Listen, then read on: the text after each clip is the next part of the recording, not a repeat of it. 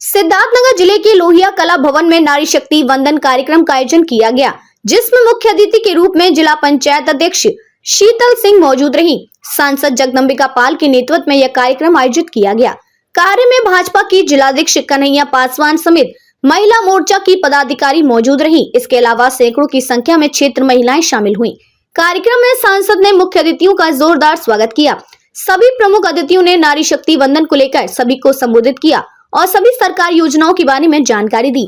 Media से बात करते हुए सांसद जगदम्बिका पाल ने बताया कि उनकी सरकार महिलाओं को लेकर काफी संवेदनशील है, जिसके तहत महिला आरक्षण बिल विधेयक भी जो पिछले कई वर्षों से लंबी चल रहा था, वह इन्हीं की सरकार में पास हुआ। उज्ज्वला गैस बैंकों में जन धन योजना के तहत खाते, आज सारी योजनाएं सरकार द्वारा महिलाओं के लिए चलकर महिलाओं को निरंतर आगे लाने का प्रयास किया जा रहा है। आज नारी शक्ति वंदन कार्यक्रम सम्मेलन के अवसर पर महिलाओं द्वारा बढ़ चढ़कर हिस्सा लिए जाने का इस बात का संकेत है कि सरकार द्वारा चलाई जाने वाली इस योजनाओं से गांव के कोने कोने तक इसका संदेश पहुंच रहा है।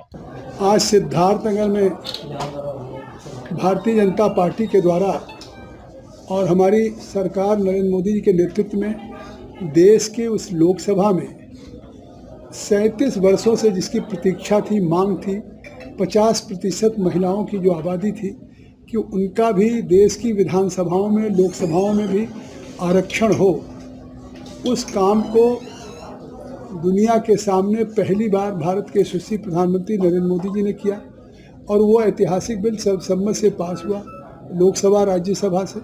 और अब भविष्य में भारत की लोकसभा में, राज्यों की विधानसभाओं में 33% महिलाओं का भी आरक्षण होगा। ये महिलाओं के लिए आरक्षण नहीं है, एक तरह से अब ये गवर्नेंस की पार्ट होगी, ये सरकार चलाने की हिस्सा बनेगी। जहाँ भी सरकार में मंत्रियों की संख्या गिनी चुनी है, वहीं अब आने वाले दिनों में 33% महिलाएं हो जाएंगी।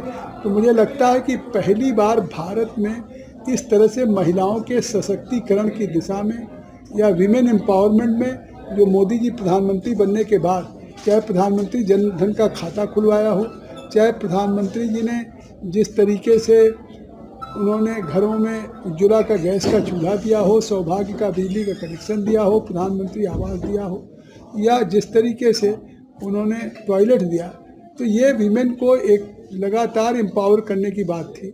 लेकिन जहां प्रधानमंत्री ने 14 में महिलाओं को 87% महिलाओं के पास बैंक का खाता नहीं था, आज उन महिलाओं को न केवल बैंक के खाते से जोड़ा है, देश की विधानसभा लोकसभाओं से जोड़ने का काम किया।